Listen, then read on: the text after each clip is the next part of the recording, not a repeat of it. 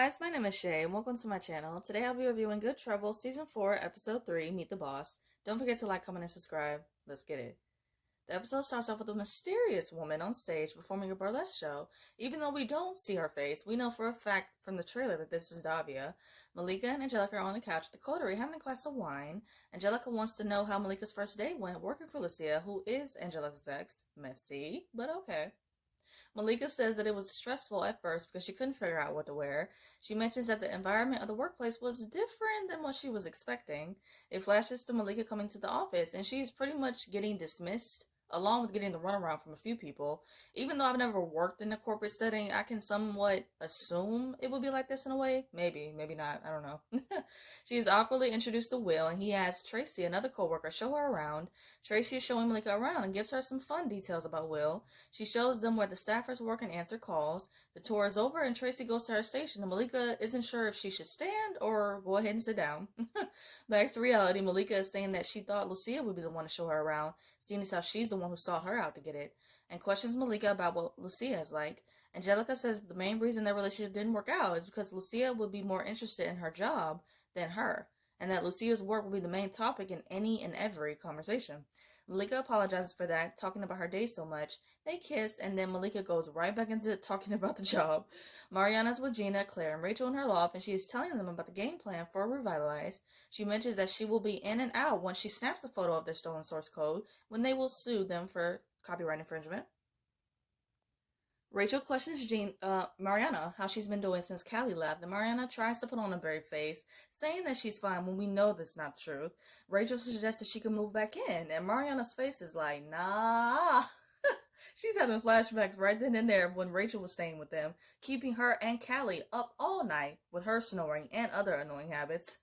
She mentions that she likes having the loft to herself, and that she loves the sound of the mice scurrying around at night. After Mariana says that, all of the girls kind of squirm in their seat a little bit and put their feet up. Mood. Claire wonders if Jackie told the girls about Revitalize and her suspicions about Mariana, and Mariana says that the girls have been acting normal and treating her fine. Davia is in her room folding laundry when she gets a call from Grace at Teacher of America.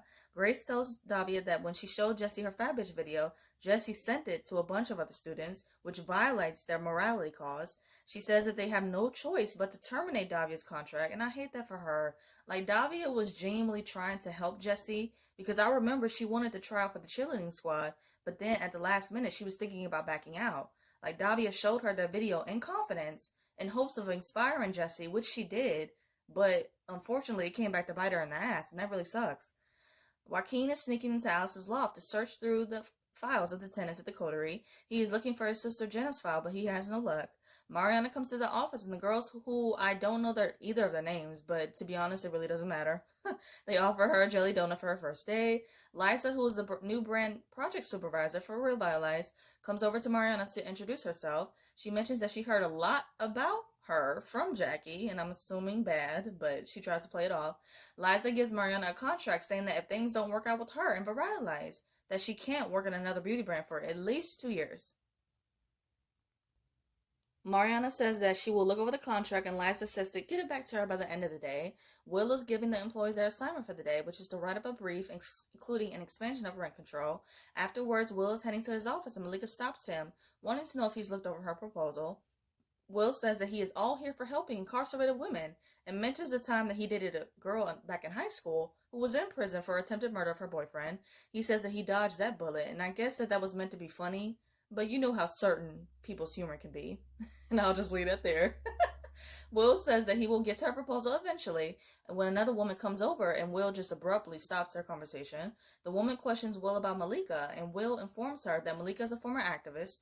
The woman wants to know if Malika passed a thorough background check, which has already been done, and that she would like to see it just in case there are any red flags. That behavior right there is a big ass red flag, and we're just now meeting this woman. I'm not a fan of her already. The woman goes into Lucia's office, and turns out her name is Dana, and she is Lucia's re-election campaign manager. Tracy gives Malika a heads up, saying that Dana and Will are always competing for Lucia's time and attention, and it's best to not get caught in the crossfire. Joaquin buys a sandwich for a homeless man and begins to interview him to find out what happened to his sister. The guy tells Joaquin about his story and that he's been on the street since he was 14 and that he's been living in LA for a year now. It shows a montage of Mariana on the phone, pretty much saying the same exact thing to reel brands in for the company. The other girls want to take a break for some coffee, and Mariana lies, saying that she is just going to push through the workload. After the girls leave, Mariana goes onto the app, but she can't get in because it requires a login. Liza comes over to her, and Mariana's all jumpy, like she's doing something wrong. Like, girl, you gotta play it cool, you gotta play it cool. Mariana says that she would like to use the app, and Liza tells her that only employees who signed the contract are granted access to it. Davia is packing up her stuff in her classroom when her coworker comes to her, apologizing for this happening to her. Davia feels like she let them all down, and her coworker reassures her that she's been a great ally to the equity committee and one hell of a champion to her students, and I agree. After her coworker leaves, Davia is emotional. She's having flashbacks of her time in her classroom with her students and Matt. Dana comes over to Malika to introduce herself and suggests that they grab some coffee. Malika agrees and wonders if it's okay to leave, and Dana tells her that she doesn't need Will's permission. They both leave the office, and both Tracy and Will are looking sus, watching them leave, giving the side eye. Joaquin is still interviewing the guy, and the guy says that he can't get a job because he doesn't have his birth certificate, which means that he can't get an ID. Joaquin questions the guy what he wants in life, and the guy replies that he would like to get indoors. That part broke me. I'm like, oh, that made me sad. He also says that he would like to be a dancer and take classes. The guy rushes over to his place because the city officials are taking away all of the people who are homeless, their belongings. The guy says that they take away everyone's stuff away, and then 60 days after that, they just dump it, which is so messed up. Davia comes to the coterie, and Baby is emotional and heartbroken while carrying her box of stuff. Dennis immediately comes over to her, seeing that she's upset, and Davia says that she can't really talk about it with him.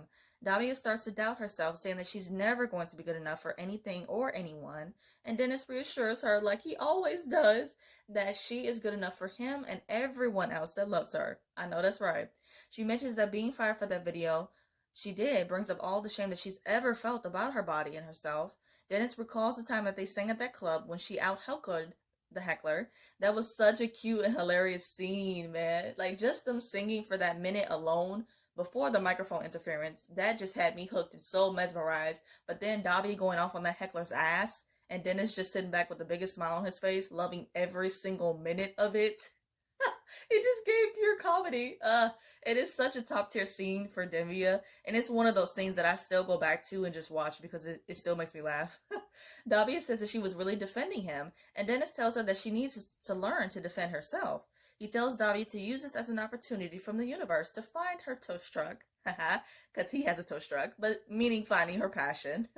Davia questions him why he's being nice to her, and Dennis replies that with her saying that they're better off as friends, that's what he's doing in this moment. Wrong. You guys are so not better off as friends, but whatever. I believe that with time, they will find their way back to each other again because I want that so badly for them. So badly. He wonders why Davia felt like she couldn't come to him, saying that she still feels like she has to take care of him. Davia is still emotional. She nods in agreement to that comment, and Dennis tells her to trust him and to close her eyes. Dana and Malika are outside having coffee and getting to know each other. Malika brings up her proposal to Will, and Dana tells her to find out what Will wants, collect it, and then get what she wants for herself. Malika thanks her for that tip, and Dana tells her that she doesn't give out advice for free. She mentions that she would like to be a powerful ally to her. As long as Malika is of use to her, she will be useful to her. Kind of like if you scratch my back, I scratch yours type of thing. And honestly, I feel like she can't be trusted, but we'll see. It shows a montage of Mariana trying to sneak and come up with crazy stories to log into the app from the girls. The girls are away, and Mariana is snooping when the login information is in one of the girls' drawers, and she is now able to get into the app. Kelly comes into Davia's room saying that she has a young man who is here to see her, and that she's totally not judging. Andre comes to see Davia, wanting to know if the rumors about her getting fired are true. Davia tells him that they are true, and Andre is upset that this bullshit is happening, and I am too. Davia tells him to not let this discourage him and mentions all the progress that he's made and that she's so proud of him. Andre says that Davia really changed things for him, and Davia says that he can reach out to her anytime. It killed me though, because you can see that both of them are holding back tears, even though they're trying so hard to smile through the pain. Like, oh, this hurts so much. Again, for the millionth time, these two have come such a long way. And it's so beautiful to see, and I'm truly going to miss seeing them interact and just their genuine and supportive bond that they've built. Andre thanks Davia for everything, calling her a real one, and gives her a hug. As he is walking away, Davia is breaking down, and that just made me even more sad. Like, y'all are really trying to mess with me right now. Y'all trying to fuck me up. Mariana's in the bathroom and she screens sharing the code with the girls over Zoom. They all see the code is similar to theirs, but blocks of code are missing and replaced with different variables. They all realize that they're back stuck at square zero again with no proof. Joaquin is looking at a recent article when he gets a call from his mother. His mother says that a picture of Jenna fell from the wall and that she believes it's a sign from Jesus, saying that Jenna has passed on. She is emotional and crying, pleading with Joaquin to come home and join the church because she doesn't want to lose him too. Joaquin says that he doesn't believe what she believes and that he thinks that Jenna is still alive. It shows different shots of Mariana crying in her loft while looking at Callie's empty bed, and Joaquin is in his room, and turns out he let the guy he was talking to earlier stay in his loft. That was really sweet of him. Both Mariana and Joaquin are up late because they can't sleep, and they're in the kitchen. Joaquin can clearly see through this facade that Mariana is trying to pull with Callie being gone, even though she tries to deny it. Joaquin questions Mariana about her app, and she flips the script on him and asks him some personal questions. Joaquin says that he is from Oklahoma, his parents are retired, and that his sister Jenna married her high school sweetheart back in Oklahoma, and that they have 2 kids. Mariana wonders if any of that is the truth, and Joaquin says that most of it is. They hear a loud noise, and Mariana immediately assumes that it must be the raccoons. The raccoons are back. Of course, I will never forget about that unintentional horror theme episode where the raccoons were just wreaking havoc and scaring the shit out of everybody at the coterie. It's hilarious because after Mariana says that, Joaquin is just looking like, what is she talking about? It's a long and crazy story, trust me. I enjoyed how they referenced 2 of my favorite moments from last season. Like, I love that. They are both picking up the books when Joaquin notices one of them, so he grabs it and puts it under his hoodie. He lies and makes an excuse saying that he's tired, and he goes to his room. Mariana picks up one of the books, which is a West Annotated California's Code, and inside it, Callie signed her name on the first page. Mariana goes into her loft and she makes up Callie's bed and puts her clothes on Callie's side of the closet. She is completely spiraling because she just made the bed a few seconds ago, but then she rips the covers off of it and hauls the mattress outside of her loft. She is sitting on the couch when she sees the Callie doll sitting on the shelf, and she puts it in the drawer. She's really going through it. Mariana comes to the office, and there is a group of protesters outside for affordable housing. Will is giving a meeting and tells her employees that Lucia has to reconsider her position on rent control. He says that there's still a lot of work to be done on the proposals. Before the next council meeting, Malika stops Will for a minute and mentions that she was hanging out with some of the coalition. It flashes to Malika sending an email to the coalition telling them about the city council's plans for affordable housing and suggests for them to put pressure on the council. Back to reality, Malika says that she knows how important rent control is to Will, and she suggested that the council could use more support. She actually took Dana's advice, and I'm with Tracy on this one. I feel like Malika is playing with fire, and I don't know if she's going to get burned. Malika is impressed and appreciative, and he thanks Malika. Mariana comes to Liza to give her the signed contract, and it flashes to Mariana, Gina, Rachel, and Claire on a FaceTime call. The girls question Mariana if she really wants to go through with this, and Mariana says that this is her mistake to make. Her mistake to fix, and they're all in this together. Mariana says that she's not going to pick up and move across the country like some people, knowing that those actions could affect other people. She's trying to use Callie leaving as a metaphor in this case, but it doesn't work, nor does it fit. And she's only doing that because she's hurt. And even the girls looked weird when she said that, like, what on earth is she talking about? She mentions that when she's done, the contract won't even matter anymore because Revitalize won't even be up and running.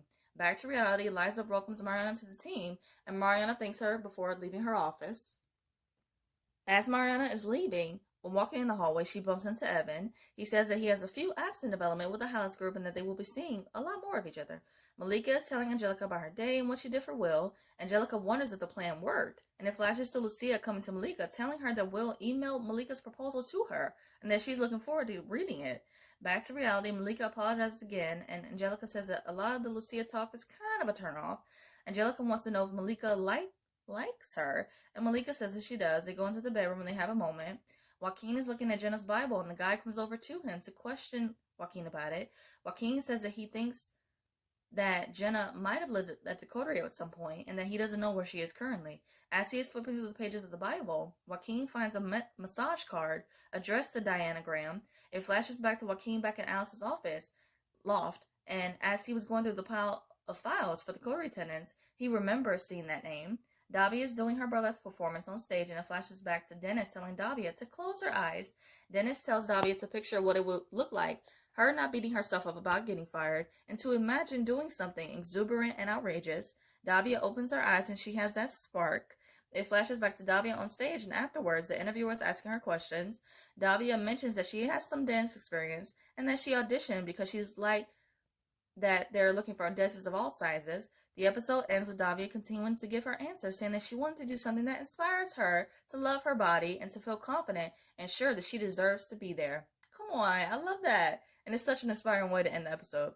To wrap up this video, I want to do a quick rapid fire of the episode. Favorite scene, Dennis encouraging Davia and giving her a pep talk. It was nice and heartwarming seeing him be there for her and uplift her. Favorite quote, are you? After Kelly says that she's the least judgmental person, and Davia questions her if that's true. Like, really? Favorite duo, of course, Andre and Davia. Like, the fact that he even came to see her was so sweet. And then just that scene, it was so emotional and it really messed me up, man. And I'm hoping that this isn't the last that we see of Andre. I don't know, but I'm still going to miss Davia just teaching as a whole and just her bond with Andre. Favorite look, Mariana's office look with the baby blue blazer with a white skirt was cute. WTF moment, Mariana signing the contract, meaning that she won't be able to work in another beauty brand for 2 years. And I'm with the girls again, like, she shouldn't have signed that because I don't really think that it's worth it. I hope you guys enjoy my review of Good Trouble. I review other shows on my channel, so check those out on my channel and subscribe. I hope you guys have a great day, stay safe, and see you guys next week.